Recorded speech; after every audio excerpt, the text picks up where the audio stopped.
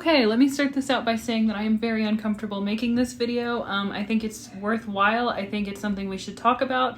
But at the same time, I don't love this. So we're clear, I don't want to use my platform to talk about other creators or other farmers, especially in a negative light. I just kind of want to do my own thing and just be my own person and not write off of other people's names and that sort of thing. But if you want to be a politician, then you're open for discussion and criticism. That's the way I see it. So here we go. I do want to say that I am a fan of regenerative agriculture. When we can find something that is sustainable, we should absolutely use it and run with it. So don't take this as me being like a big ag plant or whatever, because that's not the case. My family did and still does the more traditional agriculture with like soybeans and corn. When I was a kid, we would strip tobacco. I believe they switched from tilling to just spraying, so like they're technically not tilling anymore, but they are spraying, which obviously I know a lot of people don't like. I don't like Roundup. I will never use it here on our property. We've been here for 4 years. I've never touched this stuff. I hope it stays like that forever and ever. With that said, I am not against commercial agriculture, especially on the large scale, because sure, I would love to see people eating from farmers markets or co-ops or going down to their local processing plant to pick up a half beef at a time. The fact of the matter is that some people just cannot afford that. They either don't have access to those things in their area because of a food desert, or it's expensive, because I'm not going to be stupid and say that everyone can afford a half beef at a time. I understand that. And not everyone can afford organically grown foods for themselves and for their animals. So while I would like to see people have things that are of good quality, I don't think we should just completely ban what is not as good of quality, because quite frankly, that is saving lives. People who are paying $16 a pound for beef are not going to understand that, and I get that, I really do. But people who can afford that, they say it's worth it, we should just do it, everyone should live like this, and yeah, if we could. I am not an all or nothing person. I think we can make strides towards doing things better for ourselves and for the earth and for our animals, while also acknowledging that these other practices are very helpful and they're doing a lot to keep people fed and healthy. Please don't take this video as me absolutely shitting on Joel Salatin because I don't like his farming practices, because that's not the case at all. I think he's doing a lot of wonderful things, and there's a lot of things that we can all replicate in our own farms and homesteads, but as far as getting rid of big agriculture, no, we shouldn't do that. So my first gripe is that he has this stunning, and I do mean stunning, 550 acre farm in Virginia. That's not the gripe. The gripe is that he is using volunteer work to run the whole thing. Farming would be a lot freaking cheaper if we all had free labor. While you can absolutely learn a lot as a volunteer, and sometimes it is really worthwhile to just volunteer to learn what you will from that person, that is not a sustainable practice, nor is it something that we should try to be replicating across the country. I am sure that his volunteers are learning a wealth of information from him. I do not mean to take away from that at all, okay? But they could learn while still making an income. Making an income doesn't stop you from learning. Most market gardeners or CSA farmers will tell you that their largest expense is labor. The No-Till Growers here on YouTube is a fantastic channel. Not only is he talking about his farm in Kentucky and his practices in a very honest way, he also does quite a few interviews with other farmers. And it seems like a repeating theme with a lot of his interviews with the other farmers is that labor is a huge cost. Traditional farms are already known for using their children to keep the farm running. It's just a necessity that they have their children working alongside them and basically being free labor. And that traditional farming is considered to be less labor intensive than what Joel Salatin is doing. So we either need to bring back like 15 and 16 children households, or something's got to give. Next, I urge you to go check out one of his farm tours, either in person or online. He's got some on YouTube. For one, you'll probably learn something. He is a very interesting man. He's got some good systems going. You're probably going to learn something. But two, there's no crops being grown. I know you're saying, Sarah, he does the whole rotational grazing thing. He doesn't need to do that. But he is still feeding his chickens grain, and he is not growing that on his property. Feel free to correct me if I'm wrong, okay? But I have looked into this, and from what I can tell, the mixture that he is using is 52% corn, 29% roasted soybeans, 11% crimped oats or rolled oats, 3.5% CELAC brand fish meal, 3% Fertrell NutriBalancer, a 1% feed grain, limestone, feed grade limestone. I know how to speak, I swear. 0.5% kelp meal and 0.1% fast track probiotic. If you have seen my video, how to feed your animals without the feed store, then you know how insanely labor and land intensive it is to grow the feed for all of your animals, especially chickens. I'll give you the quick recap of that so that way you don't have to go watch that whole video or read the article, which I wrote. I'll link it in the description.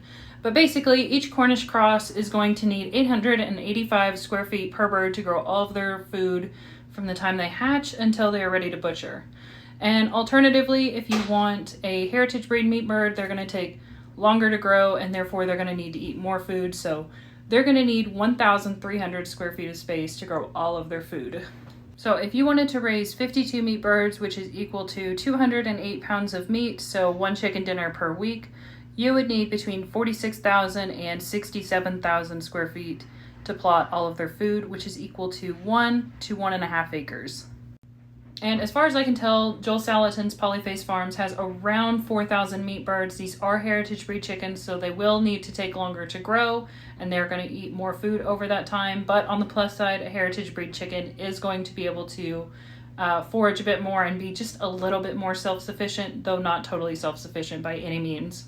He recommends 1 acre per 500 birds, which sounds totally fine to me. That does sound good for the grass to regenerate. I'm sure that is working, but what he is not mentioning is that he is still buying feed from the feed store. Someone else is growing that feed and he's probably taking a shit on them because they're not using regenerative agriculture practices, but he needs it to sustain his regenerative agriculture. So I calculated that it's going to take around 1,300 square feet of space per bird to grow them up as a heritage breed.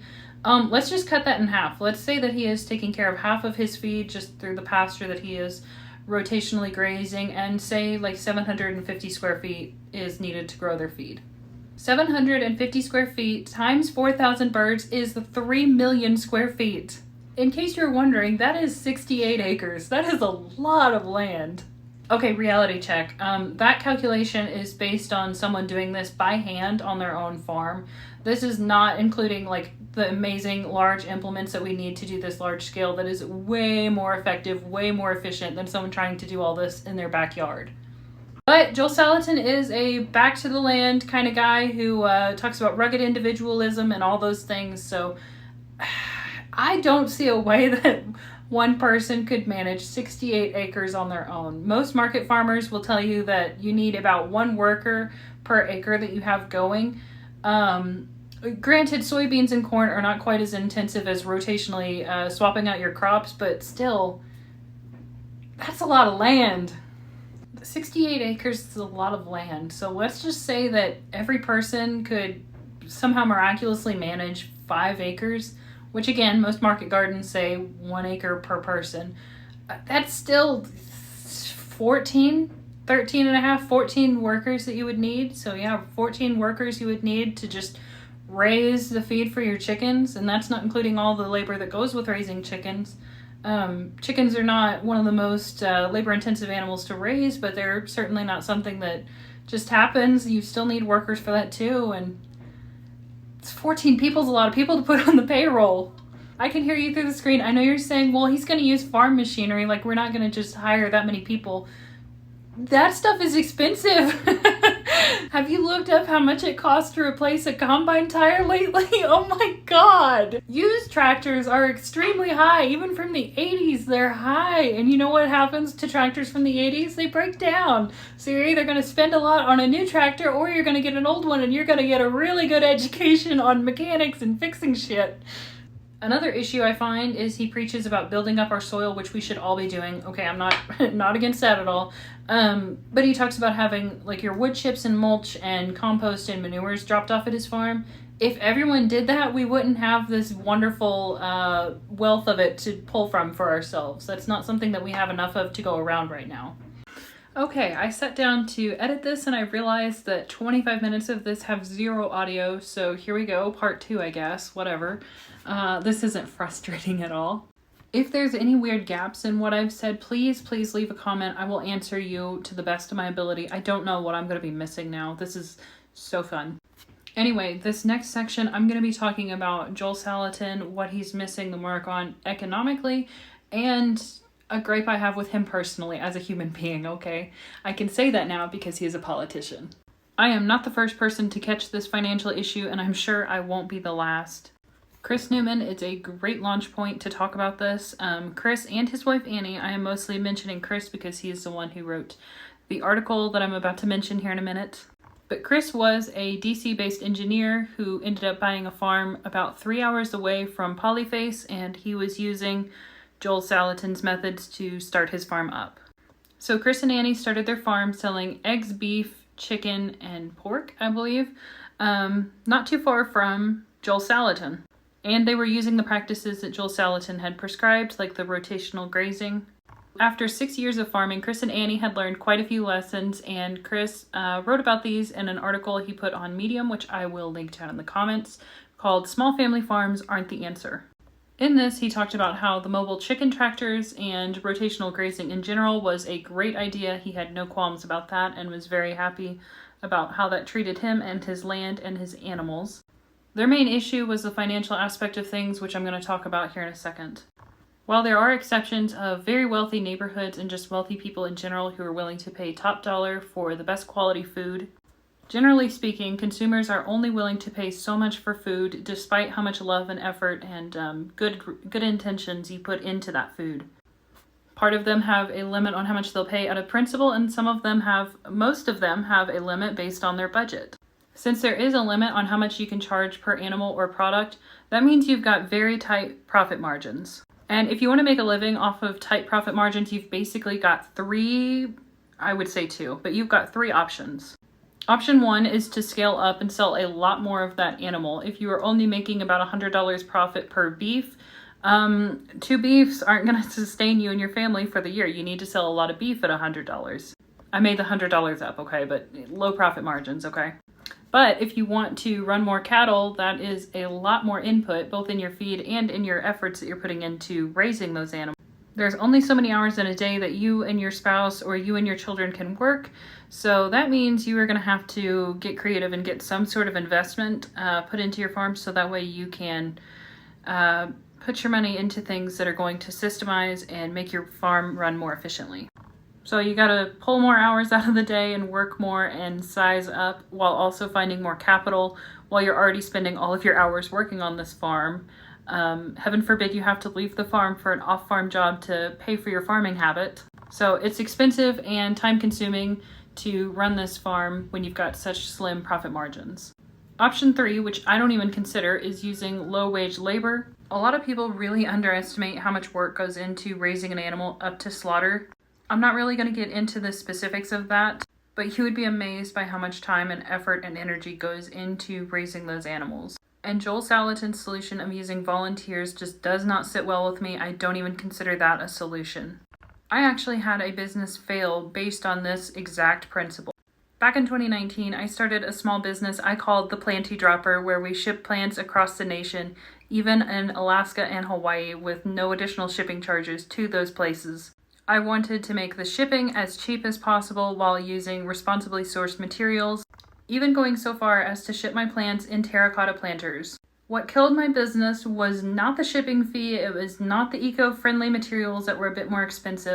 It was the fact that my business went viral like 2 weeks into it, and it got shared on Reddit, and I had something like 2,000 orders within the first 3 months. And I learned that I could not prep and ship all of those plants by myself, and with those super thin profit margins, I could not hire someone to help me out.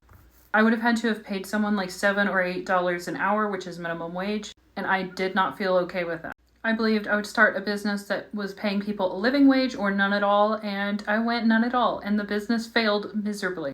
Now, I know some people are going to say that was a stupid decision on my behalf, but it's one that even all these years later, I still feel good about my decision, and I am still proud over the fact that I did not succeed at someone else's expense. When I later started my writing agency, I was able to pay people $20 to $30 an hour, which I felt much more comfortable with. AI has completely kicked my ass there, but that was not because of my own wrongdoing. It's just really hard to compete with a machine that is instant and free. No matter what happens, I've tried to maintain my integrity. I am proud of that. I don't think I will ever regret that. And I would hate to see farmers or homesteaders ever look back at their land and look back at their life and feel regret for taking advantage of other people. I can't tell you what the perfect solution is here, but I know that it's not low-wage laborers. Low-wage laborers is what Joel Salatin does. I believe he pays $100 a month for people to come live with him, and that $100 is all they get for the month. Chris and Annie did not want to take that approach, as many other farmers do not want to take that approach. They don't feel that is ethical. And that is why Chris came to the conclusion that being individualistic in your farming is not always feasible, especially when you've got something that has tight profit margins, which, to be honest, is pretty much the whole ag industry at this point. Another thing he completely glosses over is how to get that high volume of products to people. My grandparents are well-established beef farmers in southern Indiana, and people know when they're taking their animals to the locker and when those will be available. They really don't have to advertise, but they're not running 4,000 cattle either. And they have got spare freezers stashed everywhere they possibly can. Because even on the small scale, it is sometimes hard to find a place for that quarter beef or a half beef. The locker will not keep anything unsold for you for free. So you have to take that home, and then when you take it home, you can't sell it again because it's no longer at the USDA inspected place. So you have to have buyers before you take your animal to the locker, and most of the time to have that locker appointment, you need to have that locker appointment before you even own the animals or before they're born. That alone, finding a place for those animals to go, could be a full-time job. And he does not talk about how to do that logistically, and that is a huge part of it. Joel Salatin's Polyface Farms is wildly financially successful. I want to be so clear about that because he has done a fantastic job of running his farm and making it profitable. I believe that they are earning several million every year off of that 450 or 550 acres. So very impressive. The problem here is that Joel likes to talk about farming and bringing in new farmers and letting people escape the city and then take up farming. And that is not how his farm started, and he just does not have the experience doing that. It's a small detail, but Joel Salatin grew up in farming. His dad was a farmer. He learned all the mistakes as a child instead of as an adult learning that on his own dime. And that makes a difference, especially for someone who is coming from the city and doesn't know a lot of things. You don't know what you don't know, and when you make those mistakes, it's on your own dollar. So that is one thing that is often overlooked. Second, Joel's father worked as an accountant for a U.S. oil drilling company in Venezuela, and he earned a good income, and then he was very careful with his money and saved it up and bought 1,000 acres down in Venezuela. When President Betancourt was elected in 1959, he instituted a program to redistribute a lot of the land. That was because less than 2% of the population owned 3/4 of all the land in Venezuela. So the Venezuelan government paid them out very nicely, and they went to Virginia. And that 550 acres that they bought in Virginia ended up being Polyface Farms.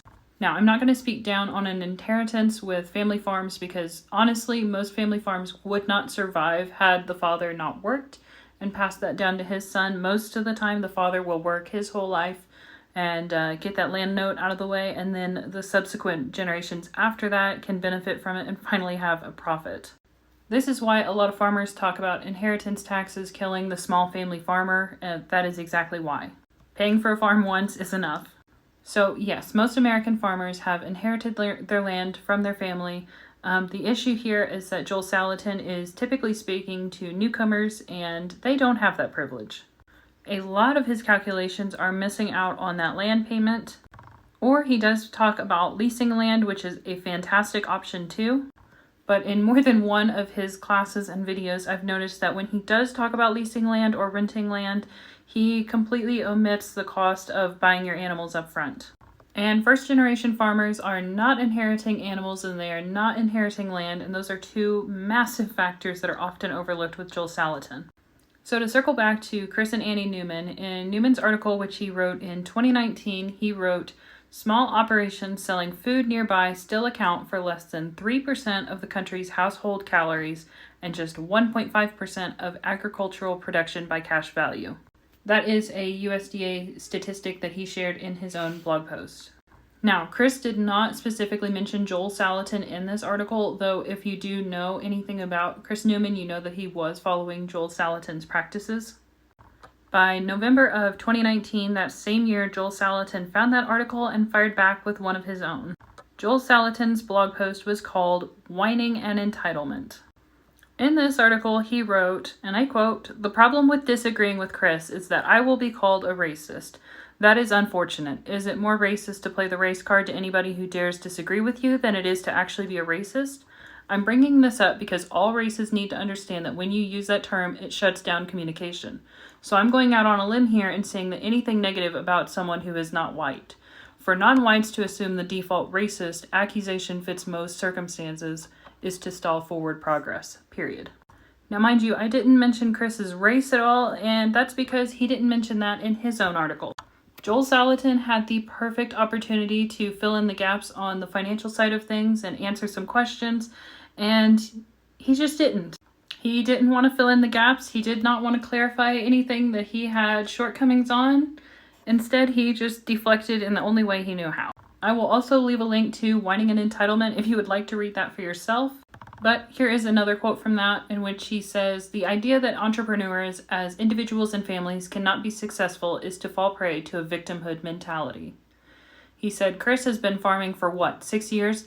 My goodness, Teresa," which is his wife, "and I weren't sure that we'd even be able to make it until we were about 5 years in. If I posted all my musings regarding our struggles, insecurity, and discouragement in those early years, I would have been both wrong and prejudicial."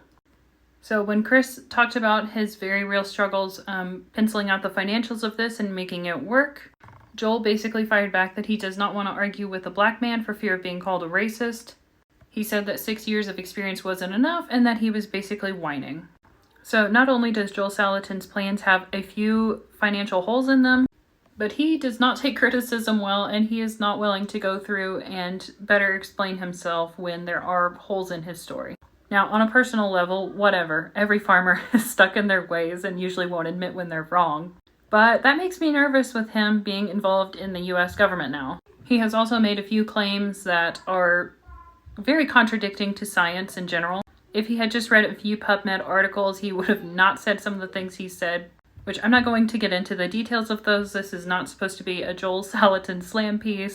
But I do have some criticisms and worries over him becoming involved with the government. He's got the rotational grazing thing down pat. That is just about perfected.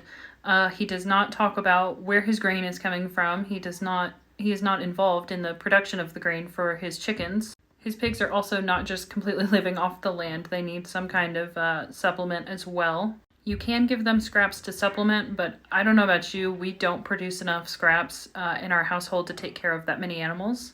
My little family of 4 does our very best to be food conscious. We still have some food waste, don't get it wrong, we definitely have waste, but that's still not even enough to feed our 8 laying hens. Now, you can go to businesses like local restaurants and bakeries and ask them for their scraps, but there's only a couple of those in town, and if everyone was farming in that way, there would definitely not be enough to go around. Yes, we should be using as much food waste as possible for our livestock to reduce our waste in general, but there's only a few bakeries in town and there is a limited supply of those scraps, so it's not possible or feasible for absolutely everyone to do that practice on their farm. Those who can should, but we shouldn't be preaching that as the solution for everyone. Next, as far as I can tell, he is not raising his own animals, so he is purchasing them, so he is technically finishing instead of, breeding and raising himself. That is another factor that is getting overlooked, and like I said, in several of his calculations videos I've watched, he does not talk about the cost of those animals at all. In a lot of these videos, he is not talking about the purchase price, and he is also not talking about what it costs to keep breeding stock and raising those babies up. So my main takeaway here is that I think Joel Salatin is great for young farmers who are ready to scare the absolute shit out of their grandpas and dads by telling them that they want to change how they do things on the farm. But he just does not have the patience, the experience, or the empathy for new farmers, which is his target demographic. If you are established with animals and you've already got most of your mistakes out of the way and you inherited some land and you've got a group of animals to start with, he is probably a great option. If you are a first-generation farmer, a lot of his stuff is just not going to pencil out for you, especially if you don't have a spouse and children who are willing to work for free, or you don't have volunteers who are going to come happily donate lots and lots of their time to you. Okay, so give me a moment. I'm going to preach at you. You've got to stop listening to your favorite content creators as if they're God, okay? For one, we make mistakes. A lot of us, myself included, we don't have editors. We don't have fact checkers. We're just doing our very best to get this information to you. And And that's it. Like, we don't have someone who's going to tell us if we're wrong. You guys are it. So fact check me to the moon and back, please, because I really do want to do my best to put out the best, most authentic and truthful information that I possibly can. If I make a mistake, tell me. If you check out my past videos, you will know that I acknowledge all my mistakes in the comments, and I'm grateful when you do that. Secondly, all of your favorite content creators, myself included, have financial incentive to lie to you. If we share something that excites you or scares you or is so bogus that you just have to go share it with all of your friends and family, that is more eyes on our videos, and therefore that is more ad revenue. It is better leverage for sponsorships, which I have not taken a single sponsorship since starting this channel, but that aside, we have a financial incentive to lie to you. That is the bottom line. So please do not take anything I say and just let that be the end of your research. Use that as a springboard for learning on your own and looking at other people who are completely unaffiliated with me. And please do that with your other favorite content creators as well. Joel Salatin has made a ton of money off of his media appearances and his books and social media presence in general. A lot of farmers and homesteaders are using social media as a way to financially support their farm. So be careful and skeptical when you are looking at these farms that are doing extremely well financially. It may not be the farm, it might be the social media.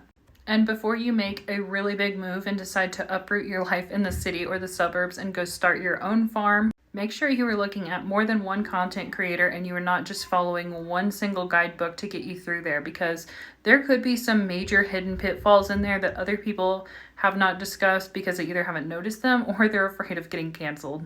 I am genuinely afraid to go look in the comments after this because I know there are some serious Joel Salatin fans out there. And I want to be clear that I do like a lot of Joel Salatin's practices, which even though he didn't invent them, he did package them nicely in a lot of his books and guides. But he does have some pretty serious plot holes, unless I've just missed quite a few things, which possible. But I am not going to shy away from talking about those things. As I said at the beginning of this video, I do not want to talk about other homesteaders or farmers or people on social media. I don't want my platform to be like that. But if you want to be a politician and you want to be have some sort of a direct correlation with my life and others' lives here in the US, then I'm going to talk about you. I don't have all the solutions. I don't expect you to have the solutions, and I want you to get the notion out of your head that you have to have all the solutions before you criticize something. I like to keep criticisms to a minimum. I try to be more productive. Don't shy away from being skeptical or critical, because for a lot of these things, they do affect you personally, especially if you are using someone else's life or someone else's books or guidebooks to kind of direct how you're going to change your life or live your life, especially in the financial sense. I don't want to fearmonger. I don't want to rip on other creators, especially farmers and homesteaders. But like I said, Joel Salatin is now a politician, so I feel like he's fair game. And if you're asking me what the perfect solution is between like regenerative farming and large-scale agriculture, I don't know what it is, okay? I'll be so honest with you, I have no idea what that answer is. I do not know what the answer is. I hope we find a happy medium. I hope that we can make good quality agriculture and agricultural products and our food affordable and something that we can do on the mass scale so everyone has access to it, not just people who have extra money to throw towards good quality foods. I hope what I've said here is fair and helpful. If not, tell me all about it. I would like to hear from you guys. I am working on the How to Feed Your Pigs Without the Feed Store video. That one is proving to be so ridiculously hard. Oh my gosh. Not just like the grains and things, because I know how to calculate that, but like a lot of feeding pigs is heavily reliant, it's not a need, but it's kind of a need to have scraps, and finding that level of scraps, that many scraps, is really difficult. Again, it's very difficult to find things that are sustainable on a large scale. So I'm working on that to the best of my abilities. I might do like a part 1 and a part 2, where part 1 focuses on if you are able to find like the scraps, and part 2 is like, okay, you have no scraps. Here's how we're going to do it if you're completely feeding them off of your farm with nothing else, which is so intensive. That's a lot of ground, but I digress. Anyway, I wish you guys the best. I hope you have a great week, and I'll talk at you again next Monday. Thank you so freaking much for being here. I appreciate you all. You guys are like friends to me. Love you. Bye.